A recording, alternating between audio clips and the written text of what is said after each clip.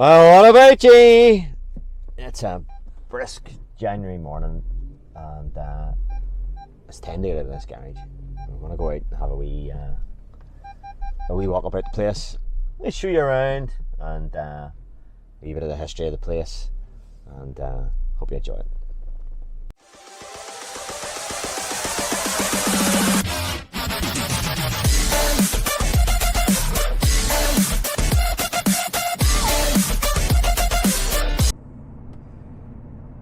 So it's a wee bit overcast today. Not too bad. Sun's trying to break through best it can. But we'll go down to the seafront and park up. We'll go for a wee dander about. Right, just coming into, that's the Belfast Lock on your left there. And we're going to park up here. And there's three boys who've been fighting it out. I don't know, too much Guinness or something, but they've been there a wee while. Right, let's get her parked up. Lovely, new wee space here. Okay. There's these three boys here, look. And they're wearing, and they must be a bit cold on it, because they're wearing these wee hats. They're the colours of the local football team, and that's what that is. So they're the Knight sculpture. That's a Knight sculpture, and there we go. Anglo-Normans and Scottish Bruces, May 1315 to October 1318. The fearsome Anglo-Norman knights you see before you is typical of those who would have defended Carrickfergus from invaders in the first few centuries of the town's existence. So there they are, and yeah, it is cold. Like, we dander along a promenade now. A few joggers out, a few people walking. The tide's in. Yeah, there's a car park. Oh, there's a good looking motor there. Look. Who owns that? All these other cars just look the same, don't they?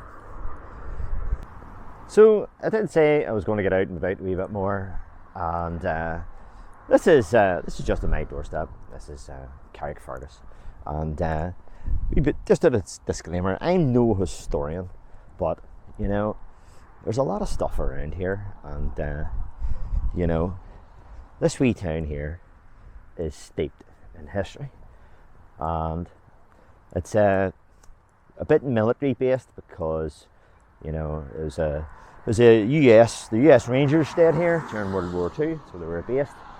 And of course, you can see in the background there, the big castle built by the Normans in the 11th century, and it's still there. It's been refurbished a few times. It is starting to crumble a wee bit, but it's basically the same as what it was.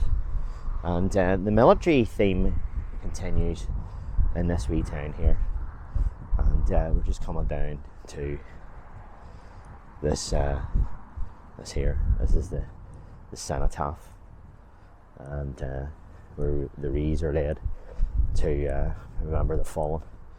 But some people refer to the greatest generation, and these are for both world wars. They gave their lives in two world wars, in 1914, 1918. And also the Second World War, 39 to 45. And they've added that bit in there, and in subsequent conflicts. So that's Iraq and stuff like that. So there's a few plaques up there. So the military theme continues. Right beside us here, we have this artillery gun, and it's just on view here in the promenade. So, there we go. Look at that. So that's a bit of an old one, isn't it? What's this? Car 25 PA saluting MK, part number blah blah blah, 1940. Yeah. 1840. I don't know what that most of that means there. Any experts out there? Tell us more about that. And it's sitting here. What's this here thing? Saluting purposes only. Right. Have another plaque over here. This equipment has been deactivated. Alright, that's good to know. Staying on.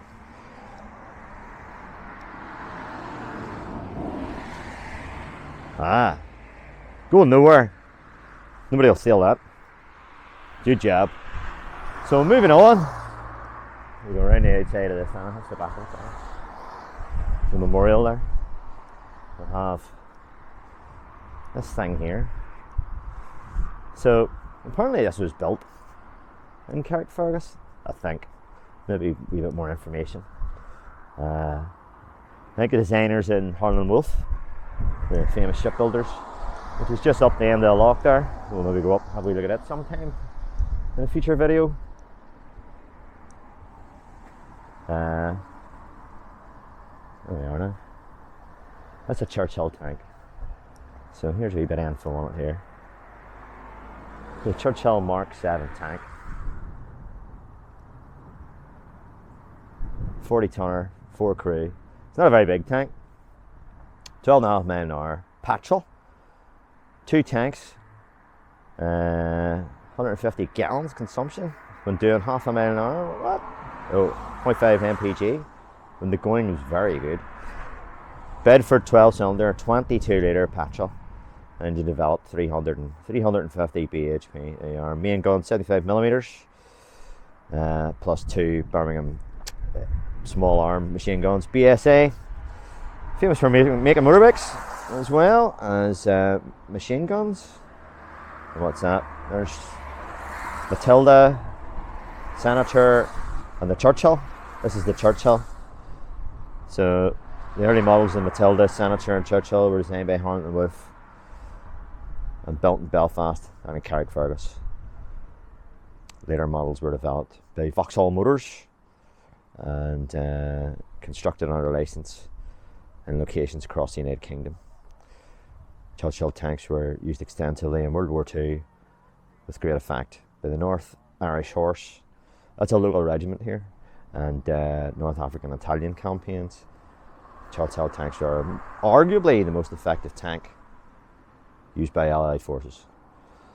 This tank here was presented to the Borough of Carrickfergus by the trustees of the North Irish Horse Regimental Association and was unveiled by Her Majesty Lord Lieutenant for the County Antrim, Mrs. Joan Christie, OBE, on Armed Forces Day on the 20th of June 2014, and that is supported by the Lottery Fund, North Irish Horse there.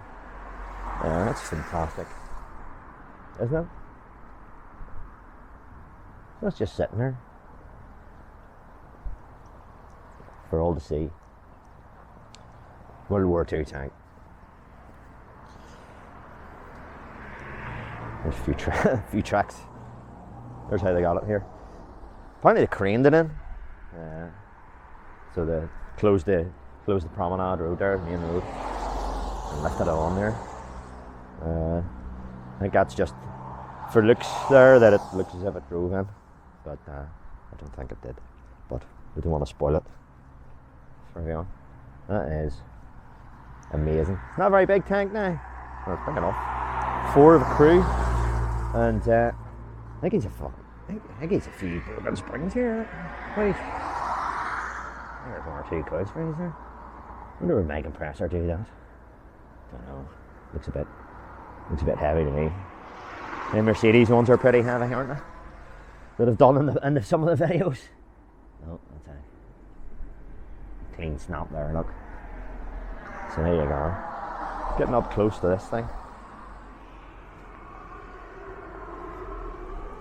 It's not needing the noise of that when you hit that.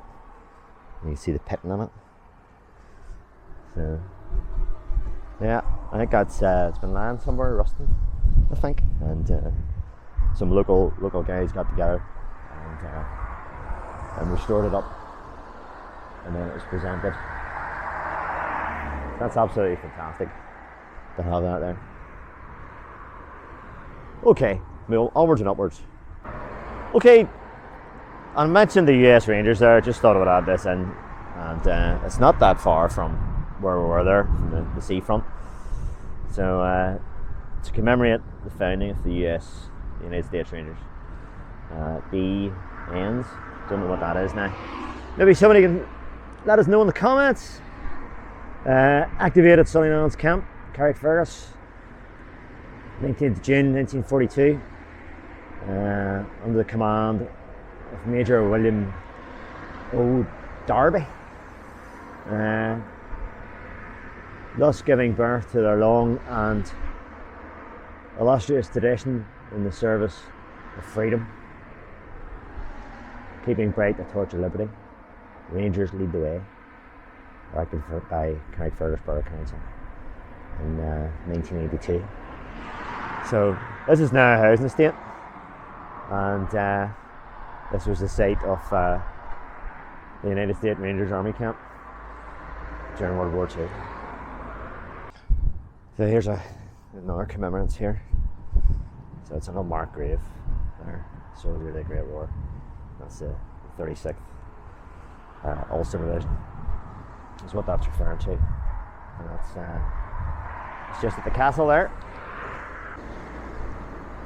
So just coming up the castle here, a few interesting things. I was trying to find to see if there was any information on it there. But as far as I know, this is World War II defence position. That's the remnants of it. And that is another one there. So they're looking out onto the loch. And there were defences on Belfast Loch. So there was searchlights, one on either side, that went right across, one on the other side, one on the Carrickfergus side, and both went right across. And there was netting across for U-boats, and that's because of the shipyard. There was a hell of a lot of repairs going on, as you could imagine, in World War II in Holland and Wolf, down at the bottom of the loch there. So the loch here was defended. I don't know of any occasion when it was actually used, up and fired upon. So we're up against the walls of the castle. There's the entrance there with some medieval thing there. That's a photo opportunity for the tourists. There's buses just come in to that castle constantly, and we'll maybe see a few people running about taking photographs of the castle. But they seem to miss the trick. There's some interesting stuff there. So there we go, Carrickfergus Castle, and a few conservation works going on. Essential work underway to replace the roof of the Great Tower. This will help preserve the tower for future generations. So that's very important indeed. So anybody ever thinking of visiting, it's £5.50 in for an adult. Child aged 4 to 16 is £3.50. Child under 4 is free. A family up to 5 members, including 3 adults, £15. Senior citizen £3.50, and concessions £3.50. So that's a token gesture right there. And walk up this ramp here. So no real steps or nothing to negotiate, I don't think. I'm not going to go in today, but there we go. Right, so we're just around the north side of the castle here, found a bit of info. What does I say? 900 years of history. Carrickfergus Castle, 1177. Besieged by the Scots, the Irish, the English, and the French. There you are. The castle saw action right up until World War II. So there's an original, very old drawing there, map. You know, so Belfast Loch here. That was originally Carrickfergus Bay. That was originally called, and nobody really knows. Nobody really knows when the name changed.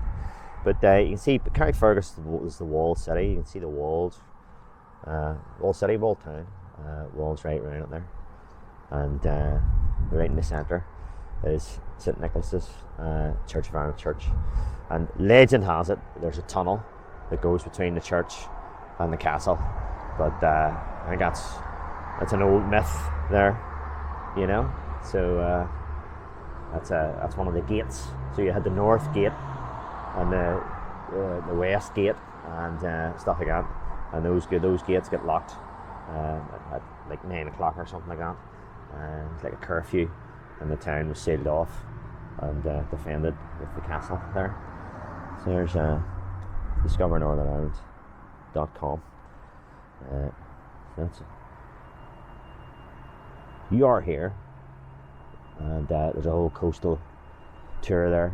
It goes right up the Causeway Coastal Route, it's called, and it goes right round that coast there. And yeah, if anybody's interested, it's there's Londonderry there, walled city of Derry. It's another walled city. And Jen's Causeway. And that's like a tour that they have on there. Hey, what's this one here? Oh, Edward Bruce. He sounds very Scottish. 1315, Edward Bruce landed near Larne. 6,000 strong Scottish army. And his elder brother, Robert the Bruce, King of Scotland, defeated the Anglo-Normans at the Battle of Bannockburn in Scotland. Yeah, they really celebrate that one. Their relatives, the O'Neills of Ulster, invited Robert and Edward to cross the narrow sea to forge an alliance and achieve the same in Ireland. Yeah, Edward Bruce was crowned the King of Ireland, Carrickfergus, and quickly took control of Ulster. The town served as Bruce's headquarters throughout a 3.5-year campaign when the Anglo-Normans surrendered Carrickfergus castle to the Scots. King Robert then brought reinforcements from Scotland, and the brothers marched south. The campaign ended in defeat when Edward was killed at the Battle of Fort, I don't know how to pronounce that, near Dundalk in 1318. So Edward Bruce's siege. There's a Scottish saltire there. So it's the coat of arms from Carrick, Ayrshire to Carrickfergus Antrim. The coat of arms. There you are. Scottish connection. So just in these wee gardens at the castle, we'll have a mine. It's not a land mine. This is a typical type of mine that would have floated in the loch. And yeah, I think it's not a money box or a collection box.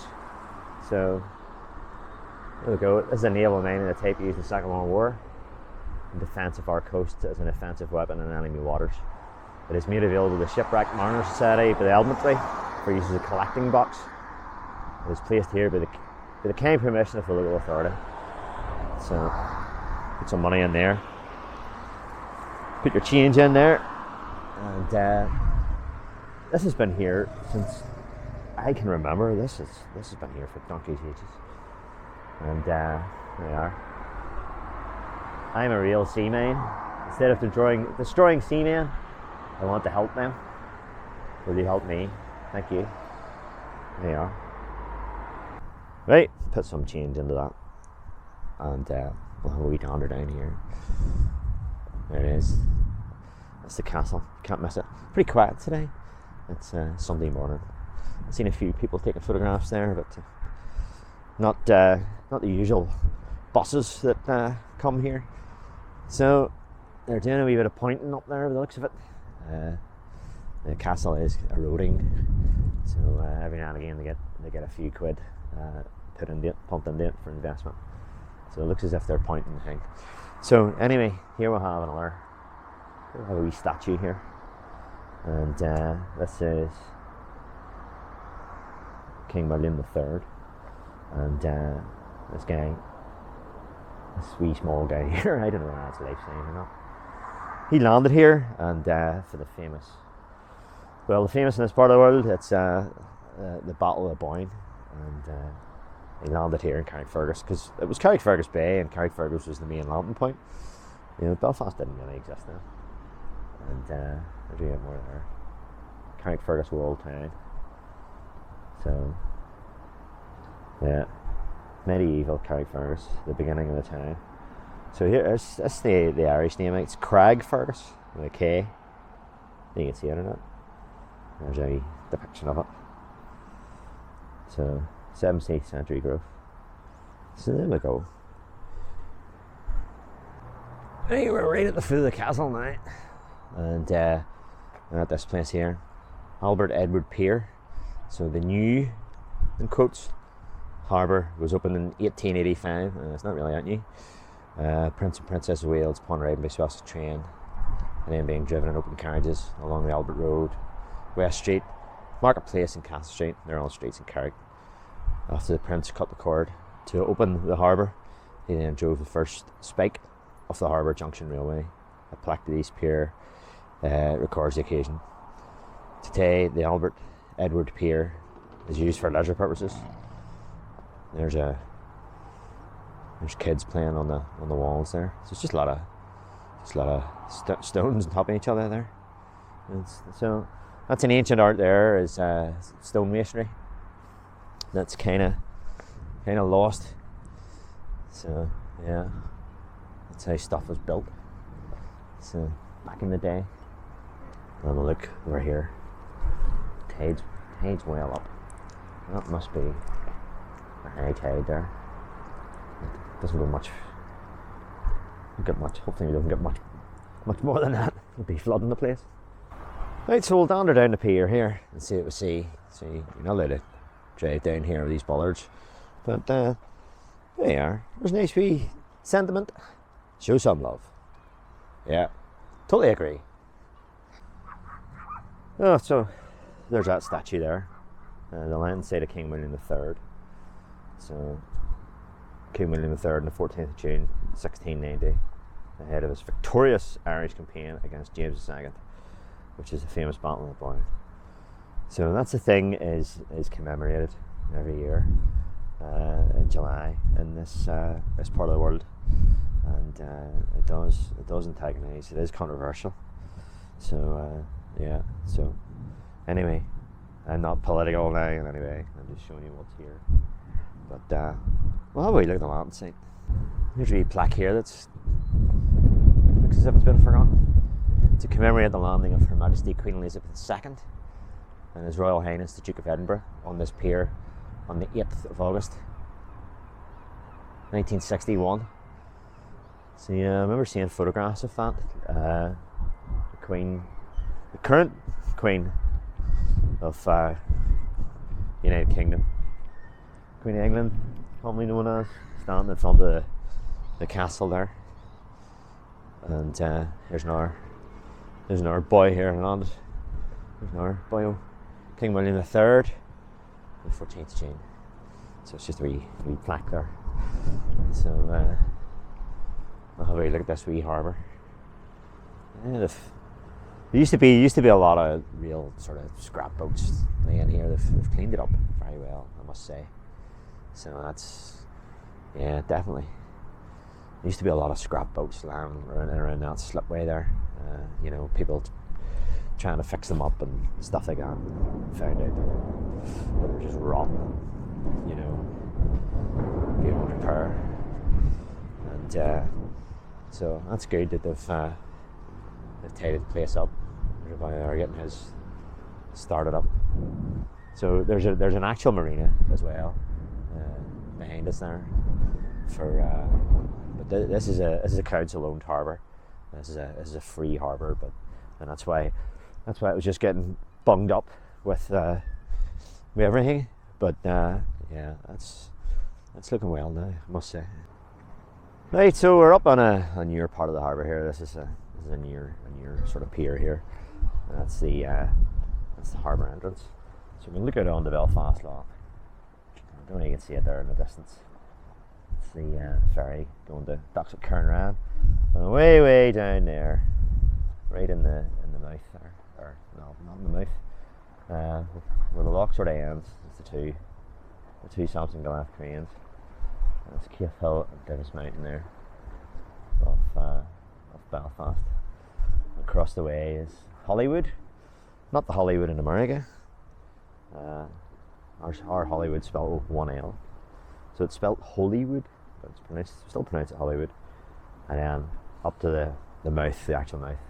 On the other side is Bangor, not to be confused with the Bangor in Wales. We have a Bangor as well, and yeah, it's quite choppy out there.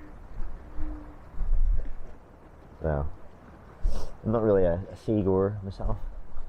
I'm not a boaty sort of person, but are staying on the land. But it is quite hypnotic and